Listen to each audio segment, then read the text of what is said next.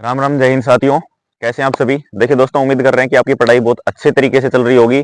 तो आज हम बात करने वाले हैं दिल्ली पुलिस कांस्टेबल की कट ऑफ के बारे में कि हमें क्या टारगेट लेके रखना है कि हमें उस कट ऑफ तक पहुंचा जा सके जिससे हमारा फाइनल सिलेक्शन हो सके। आज हम लड़के और लड़कियां यानी मेल और फीमेल दोनों के लिए अलग अलग कट ऑफ की बात करेंगे, कैटेगरी वाइज कट ऑफ की बात करेंगे, किस हिसाब से हमें अपना प्लान लेके चलना है, किस सब्जेक्ट में कितना स्कोर करना है ताकि सेफ स्कोर रहेगा हम वहां तक पहुंच सके।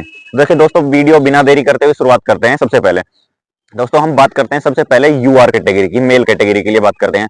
देखिए दोस्तों, आपने लास्ट दो कट ऑफ देखी होंगी, उसमें लगभग आपकी 70 के समथिंग कट ऑफ जा रही है जर्नल की कट ऑफ, यानी यूआर मेल की कट ऑफ 70 के आसपास जा रही है। तो आपका इतना टारगेट तो लेके चलना ही चलना है। बट लेकिन आपको पता है कि हर साल डे बाई डे कंपटीशन ज्यादा होता जा रहा है, लोग कंपटीशन ज्यादा बढ़ते जा रहे हैं, तैयारी करने का माध्यम लोगों का अच्छा होता जा रहा है, क्योंकि ऑनलाइन ऑफलाइन कोचिंग अब हर जगह गांव शहर में मोबाइल पे सभी के पास अवेलेबल है। अगर सभी के पास अगर अच्छे साधन है, कम पैसे में अच्छे अच्छे कोर्सेज मिले हुए हैं, तो उसका मतलब है कि लोग ज्यादा तैयारी कर पाएंगे, अच्छे से तैयारी कर पाएंगे, तो कट ऑफ ज्यादा बढ़ेगी। तो इसी का चांस है कि हर साल कट ऑफ इंक्रीज क्यों कर रहा है। अभी देखेंगे आप एसएससी सीजीएल का रिजल्ट आया, उसमें भी क्या होगा, कट ऑफ ज्यादा जाने का रीजन यही है कि कुछ तो जो बच्चे कुछ नजदीक पॉइंटों से रह जाते हैं वो बच्चे दोबारा एग्जाम देते हैं। और अब तैयारी का माध्यम सभी का अच्छा हो गया है, सभी को कंटेंट अच्छा मिलने लगा है, तो उस वजह से कट ऑफ बहुत हाई करने लगी है धीरे धीरे। तो जैसे जैसे कंपटीशन बढ़ रहा है, कट ऑफ भी धीरे धीरे इंपैक्ट बढ़ाती है, क्योंकि नंबर ऑफ कैंडिडेट जितने ज्यादा एग्जाम में बैठते हैं उसी हिसाब से कट ऑफ वेरी कर जाती है। तो देखिए दोस्तों, सबसे पहले बात करते हैं कि हम सेफ स्कोर इसलिए यूआर कैटेगरी के लिए क्या रहेगा। मेल कैटेगरी के लिए बात करते हैं हम सबसे लिए। तो यूआर कैटेगरी में मेल के लिए सबसे सेफ स्कोर रहेगा, मैं दोस्तों सिर्फ बात करूंगा अभी रो स्कोर की, नॉर्मलाइज्ड स्कोर की बात नहीं करने वाला हूं। रो स्कोर आपके पास पता होना चाहिए कि रो स्कोर इतना टारगेट मुझे करना है। तो उसके लिए बात करूं दोस्तों, 75 के समथिंग आपको रो स्कोर करना ही करना पड़ेगा। आप +-2 लेके चल सकते हैं। अगर इतना स्कोर आप कर पाएंगे तो आप अपने आप को बिल्कुल सुरक्षित महसूस करेंगे। 75 का टारगेट लेके चलना है। अगर 75 आप रो स्कोर कर पाएंगे तो आप बिल्कुल ही सेफली रहेंगे, आपका सिलेक्शन हो जाएगा। और बाकी दोस्तों डिपेंड करता है एग्जाम के लेवल पे, पर लेकिन हर बार की कट ऑफ जाती है, जैसे कंपटीशन रहता है उस हिसाब से मान सकते हैं कि आप 75 का +-2 का कट ऑफ के टारगेट में रहेंगे तो बिल्कुल सेफ रहेंगे। अब बात करते हैं फीमेल के लिए, यूआर की फीमेल के लिए कितना टारगेट रखना है। तो यूआर फीमेल के लिए 10 नंबर इसमें कम कर लीजिए, यानी 65 का टारगेट आपको रखना ही रखना पड़ेगा। 65 नंबर तो आपको लाने पड़ेंगे अगर आपको सेफ स्कोर पाना है। ये रो स्कोर की बात कर रहा हूं दोस्तों, मैं नॉर्मलाइजेशन स्कोर की बात नहीं कर रहा हूं।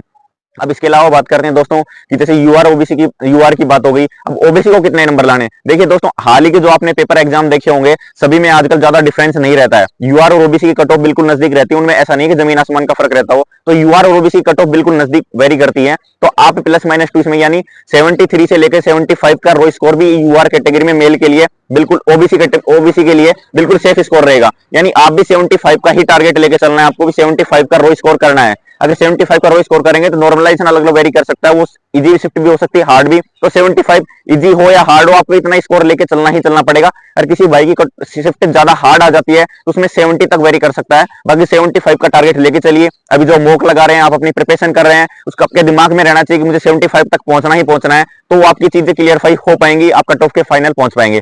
अब बात हो गई ओबीसी कैटेगरी के लिए। अब ओबीसी फीमेल के लिए बात करते हैं दोस्तों, तो आपको भी 65 के समथिंग, 63 से 65 के समथिंग टारगेट लेके चलना है। इतना टारगेट लेके ही चलना है फीमेल के लिए भी।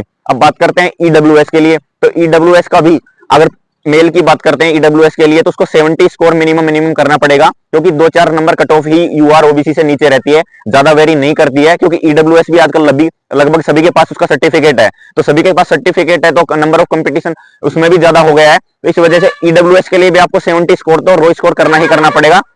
वहीं गर्ल्स के लिए बात करें तो आपको 60 स्कोर बिल्कुल सिक्योर करना ही करना पड़ेगा, आपको 60 नंबर आपको लाने ही लाने पड़ेंगे। इसके अलावा एससी एसटी की बात करें दोस्तों अपने मेल कैटेगरी के लिए, तो मेल में आपको एससी एसटी के लिए आपको लगभग 65 से 70 के बीच टारगेट रखना पड़ेगा, जिसके लिए एसटी को आपको 70 मान के चलना है, जबकि एससी के लिए आपको 65 हो सकता है, क्योंकि एससी की सीट भी शायद इस बार संभावना है कि ज्यादा आने वाली है। तो आपको 65 to 70 रो स्कोर की टारगेट लेके चलना है। और वहीं फीमेल के लिए बात करें तो 55 to 60 रो स्कोर टारगेट लेके चलना है। अगर इतना स्कोर आप करेंगे तो आप बिल्कुल अपने आप को सुरक्षित महसूस कर पाएंगे। अब दोस्तों बात हो गई अपनी कट ऑफ की। अब कट ऑफ को किस तरीके से डिफाइन करना है, अपने को नंबर वहां तक पहुंचने के लिए कैसे क्या प्रिपरेशन करनी है, उस चीज के बारे में बात करते हैं। वो चीज हमारे दिमाग के अंदर तो हो गई है कि भाई हमारे दिमाग के अंदर है कि इतना टारगेट हमें पहुंचना ही पहुंचना है, इतने नंबर तो हमें लेके ही लेके आने हैं। बट लेकिन तक उसका पहुंचने का माध्यम कैसा होना चाहिए, हमारे दिमाग में क्या चीजें होनी चाहिए। देखिए दोस्तों, अब आपको पता है सिलेबस का मैंने बार बार बता दिया, आपको 50 नंबर की आपकी जीके आ रही है, 10 नंबर की कंप्यूटर आ रही है, 15 नंबर की मैथ आ रही है, 25 नंबर की रीजनिंग आ रही है। आपको सबसे ज्यादा नंबर सिक्योर करने हैं तो मैथ रीजनिंग में सिक्योर करने हैं, यानी मैथ रीजनिंग पे आपका विशेष फोकस होना बहुत जरूरी है। अगर मैथ रीजनिंग पे आपका फोकस होगा उससे क्या है कि नंबर ऑफ क्वेश्चन उसमें ज्यादा सही रहने के चांस होते हैं, जबकि जीके में आप कितनी भी अच्छे तरीके से तैयारी कर लीजिए पर जीके का कोई ओड नहीं होता है, जीके का कोई कभी खत्म नहीं होती, आप पढ़ते जाएंगे जीके कभी खत्म नहीं होगी। तो जीके के ऊपर आप क्लियर डिफाइन नहीं हो सकते कि जीके में कर ही आऊंगा, एग्जाम में 50 में से 40 नंबर लेके आ सकता हूं। बट लेकिन मैथ रीजनिंग एक ऐसा सब्जेक्ट है जिसको लेकर आप निश्चित हो सकते हैं, क्लियर ही हो सकते हैं कि मैथ में मैं 40 में से 35 नंबर ला सकता हूं। तो आप मैथ और रीजनिंग को मिलाकर कोशिश करिए कि 40 में से 35 नंबर का टारगेट अपने को पार करना ही करना है। अगर 35 से 40 के बीच नंबर आएंगे तो दोस्तों बहुत ही अच्छा चांस हो जाएगा कि आपका सिलेक्शन के पास बिल्कुल पहुंच जाएंगे। तो आप 35 नंबर मान के चलिए कि मेरे को स्कोर करना है किसमें, मैथ रीजनिंग में। इसके अलावा दोस्तों अब बात करते हैं कंप्यूटर की। 10 नंबर में से मिनिमम 5 नंबर आपको सिक्योर करने ही करने पड़ेंगे, किसमें, उसमें कंप्यूटर में। तो आपका लगभग 40 नंबर आपने कहां से कवर कर लिए, यहीं से कवर कर लिए। तो अब जो बच गया अपना 30 से 35 नंबर, आपको 30 से 35 नंबर आपको कहां स्कोर करना है, कंप्यूटर में 5 से 7 नंबर लेने के बाद 30 नंबर का जो स्कोर बच गया है वो आपको जीके में कवर करना है, क्योंकि आपका जीके का वर्कलोड मैथ रीजनिंग ने कम कर दिया, आपने 35 नंबर वहीं से गेन कर लिए हैं। तो अब जो 35-40 नंबर बच रहे हैं उसमें 5-7 नंबर कंप्यूटर में आपने अर्न कर लिए हैं। तो अब जो जीके बच गई उसमें से 30 से 32 नंबर आपको लेके आने हैं, जो कि दोस्तों अच्छी तैयारी के साथ 30 नंबर तो लाए जा सकते हैं। आपको 40 के लिए एफर्ट करेंगे, आपने मैथ रीजनिंग डाउन कर दी, आपने मैथ रीजनिंग में 30 नंबर लाए तो आपका जीके का पोर्शन 5 नंबर आप पे बढ़ा देगा। वो तो जीके में आप सिक्योर नहीं हो सकते तो आप मैथ रीजनिंग में सिक्योर हो सकते हैं। तो मैथ रीजनिंग पे विशेष फोकस करिए, उस पर अच्छे से तैयारी करिए, उस पर ऐसे नंबर ऑफ क्वेश्चन पे पकड़ करिए ताकि ये क्वेश्चन तो मेरे गलत होने ही नहीं चाहिए।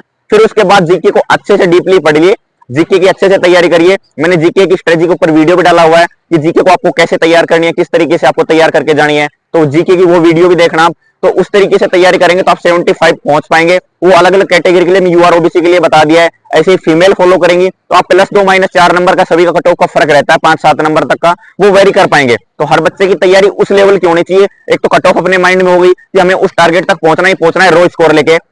अब उसके साथ हमें यह भी पता चल गया है कि हमें किस सब्जेक्ट में कहां तक क्या स्कोर करना है। हमें मैथ रीजनिंग में अच्छा स्कोर कर पाएंगे तो जीके का इतना वर्कलोड अपने पास नहीं आ पाएगा, और जीके में इतना अच्छा वर्कलोड नहीं आ पाएगा तो फिर हम अच्छा स्कोर कर पाएंगे और हम अपने टारगेट तक पहुंच पाएंगे और अपना फाइनल सिलेक्शन हो पाएगा। तो जय हिंद साथियों, कैसी लगी मेरी जानकारी शेयर जरूर करना। जय हिंद साथियों।